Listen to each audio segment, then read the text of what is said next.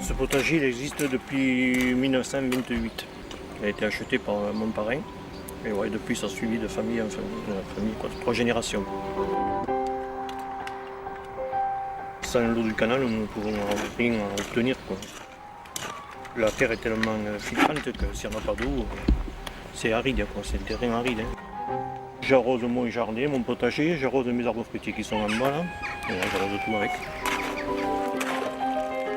Chaque jour, à une heure précise, Christian Prégé bénéficie de l'arrivée de l'eau par gravitation naturelle devant sa parcelle. Il peut ainsi cultiver son potager. Maraîchage, grande culture, vignoble, tous bénéficient encore aujourd'hui de cet apport d'eau de mars à octobre. Mais d'où vient cette eau providentielle qui permet à la terre d'être cultivée? Quel est ce canal bienfaiteur? Où est-il situé? Comment s'alimente-t-il? C'est à la fin du XIXe siècle que cette irrigation en dénivelé a été mise en place essentiellement pour sauver les vignobles de la vallée de l'Hérault, alors atteints du phylloxéra. L'idée est la suivante. Prélever une partie de l'Hérault pendant les 7 mois les plus chauds de l'année, creuser un canal artificiel qui longe les gorges sur 8 km, puis scinder celui-ci en 2 canaux principaux, rive droite, rive gauche, qui viendront encadrer le fleuve Hérault en tenant compte de la pente naturelle des reliefs. Le canal de Gignac est né.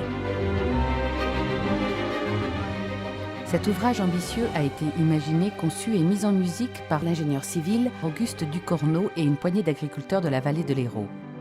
L'objectif, sauver l'économie agricole et viticole de la vallée. Achat des terrains, construction, édification des ouvrages d'art qui jalonnent son parcours et naissance de l'ASA, l'association syndicale autorisée qui va gérer la gestion de l'eau. Nous sommes alors en 1879. En 1883, l'ASA est reconnue d'utilité publique par l'État. En 1892, le canal de Gignac ouvre ses vannes et vient irriguer 3500 hectares à travers ses 50 km de canaux et 220 km de réseaux secondaires. L'enjeu majeur, j'aurais tendance à dire, c'est de basculer d'un fonctionnement traditionnel qui est hérité du 19e siècle vers le 21e siècle. Si on dresse un bilan après 100 ans d'activité, il a permis justement de dynamiser un petit peu le secteur, enfin de mutualiser aussi des gens, pour créer une première unité de gestion de l'eau qui assure le partage, qui a une gouvernance à part en fin de compte, et qui a permis pendant la guerre d'assurer l'alimentation des potagers pendant les périodes où il n'était pas forcément évident de se nourrir. Ça a permis un nouvel essor avec le développement de l'agriculture irriguée et je dirais la phase d'amélioration de la qualité du vignoble héraultais. Et aujourd'hui, dans un contexte d'évolution à la fois agricole et puis à la fois au niveau d'évolution du territoire, on est sur un secteur où on n'envisage plus de produire sans eau. Voilà.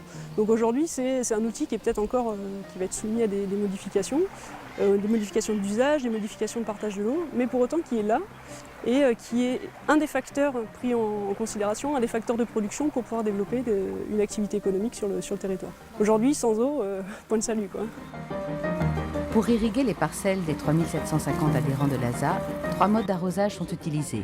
L'arrosage traditionnel qui consiste à inonder les rigoles entre les rangées de vignes, l'arrosage en basse pression qui permet le goutte à goutte, plus prisé car plus économique, enfin l'aspersion ou la micro-aspersion pour les grandes cultures et le maraîchage qui invite à une consommation régulée.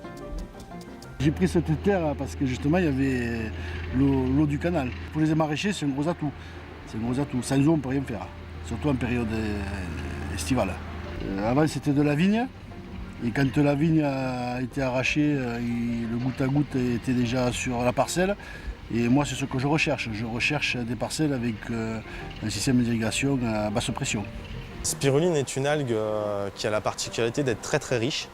On s'en sert beaucoup pour combattre la malnutrition en Afrique, de par sa richesse nutritive. Pour la culture de la spiruline, il faut beaucoup d'eau.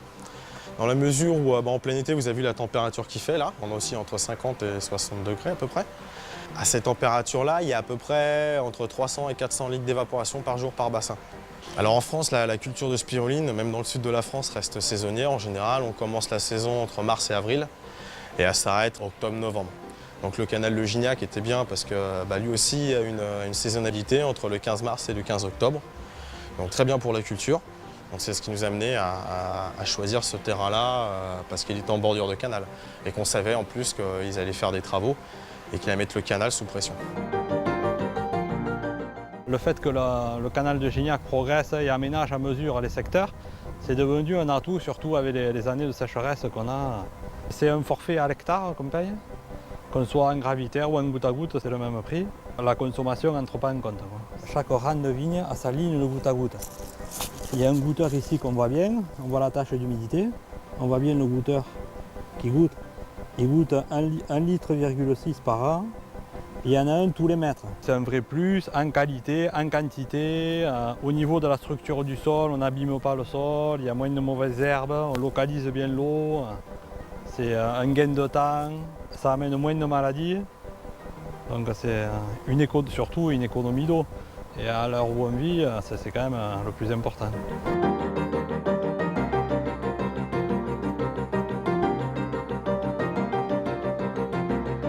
L'ASA de Gignac a un partenariat fort avec tout le monde universitaire montpelliérain. De travailler avec le monde étudiant nous permet d'avancer dans le futur en modernisant et en mettant en pratique ce que les jeunes ingénieurs ont vu dans leurs cours, le mettre en pratique sur notre système ASA et sur notre canal en général. En définitive, le canal de Gignac est le terrain de jeu, si on peut dire, des jeunes ingénieurs de Montpellier. Sur chaque site, on a donc une armoire électrique qui contient un automate et un système de communication.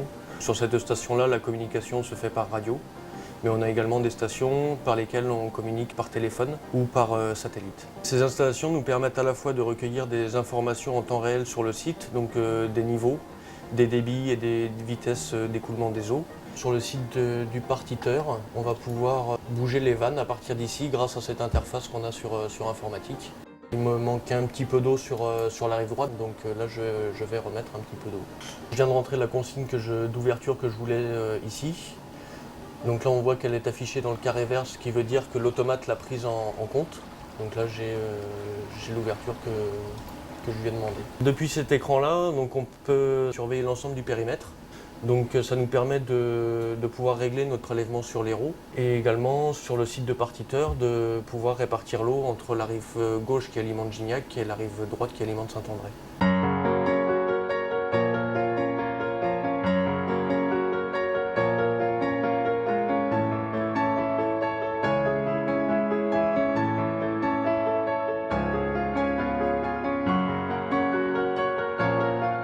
Malgré l'automatisation du canal au début des années 2000, le travail sur le terrain reste toujours d'actualité, car lorsqu'un problème ne peut être géré à distance par le poste central de supervision, les gardes-canal interviennent.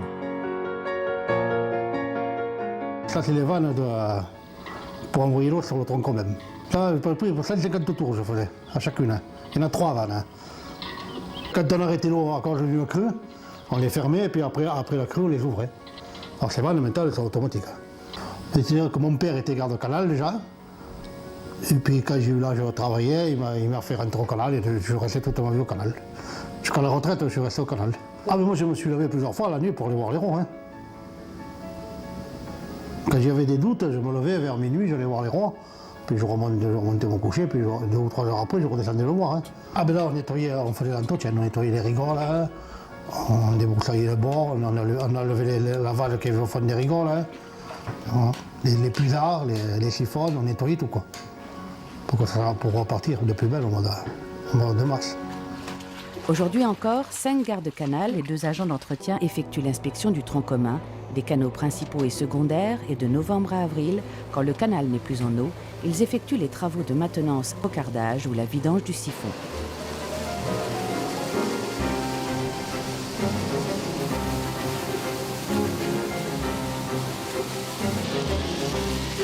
L'idée première, c'est surtout de prélever beaucoup moins pour impacter le moins possible les gorges de l'Hérault et respecter le débit réservé fait pour l'eau sur l'eau.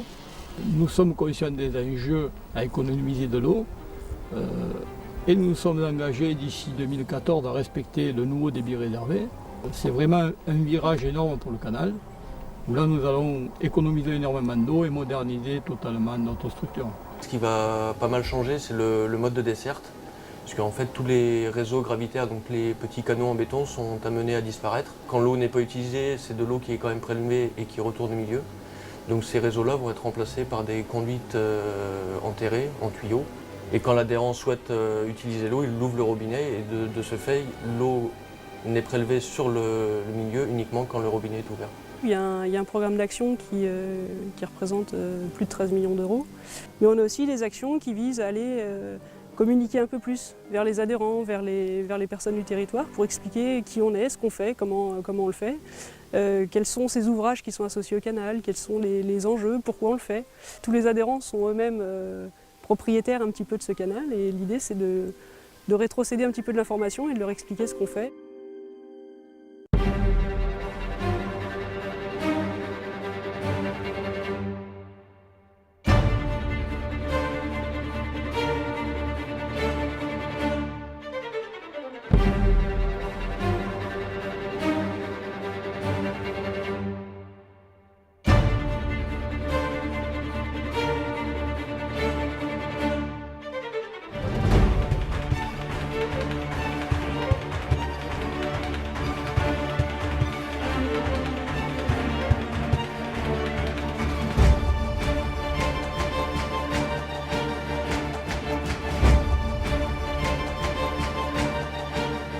En 2016, le canal de Gignac aura modernisé toutes ses dessertes en basse pression.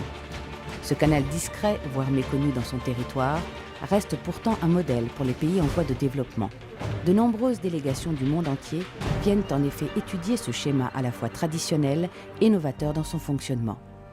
Depuis plus de 100 ans, ce pionnier du développement durable a encore de beaux jours devant lui.